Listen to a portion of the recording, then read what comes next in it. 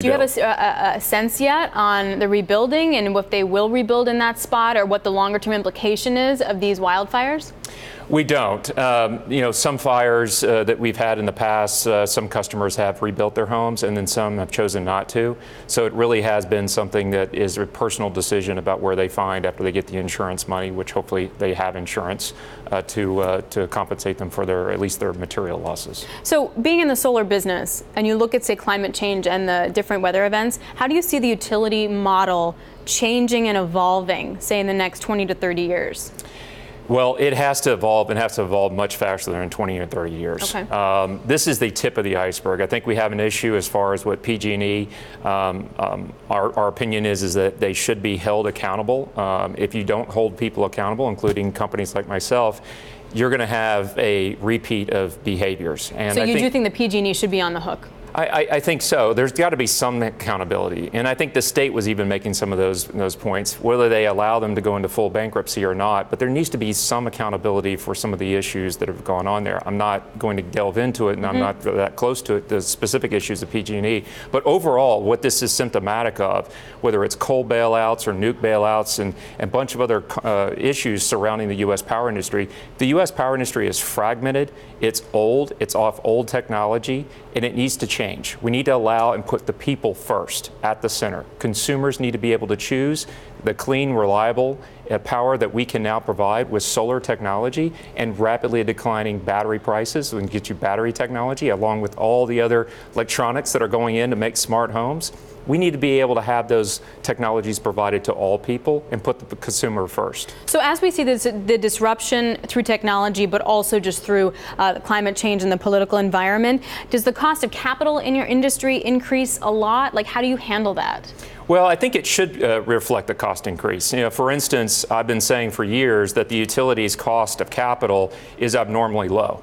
And I think we're now seeing that with PG&E. We're seeing with that several other utilities. And people think it's a one-off event. It's not a one-off event. And I predict that we're going to start to see a rising cost of capital across the utility industry for events like this. But, no decision is a decision.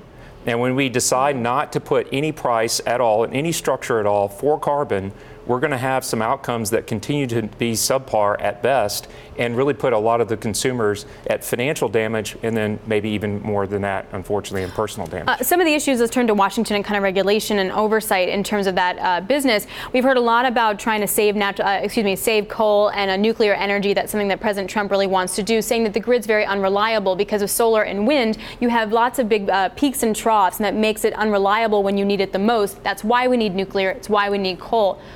What do you think? I know you're going to say that you need solar and that everything's going to be fine. I get that. But tell me why. Well, it's because there's a difference between utility scale solar and something like a PG&E or somebody else would put in a solar farm, and then what we do. What we do is we go to your home and we put solar panels and we put batteries and maybe other electronics and maybe other generators in with your home. And so when you have a natural disaster, like I'm from Houston, we're headquartered out of Houston, we get flooded with another unprecedented flood about once every 90, 120 days. There clearly is something going on here. What people want is a more reliable power system, and that is solar with batteries. It has to have the batteries, but at your house.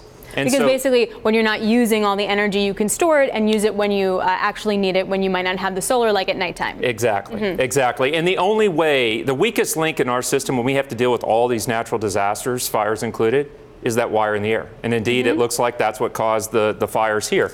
That is the weakest link in the entire system.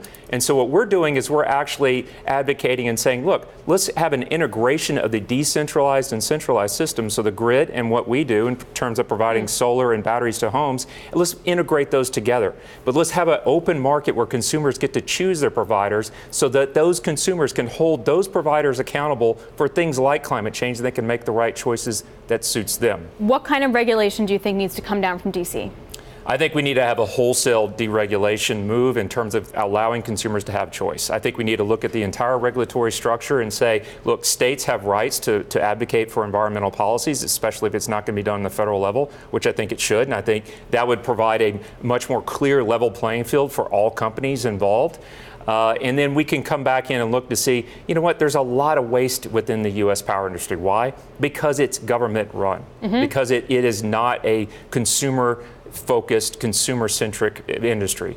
we could take some of that waste and then we can go put it back into safety of the system so that things like this wildfire does not happen. So we need to have an open consumer choice focus and platform. Yeah. Let's have a debate about what that looks like on a national scale.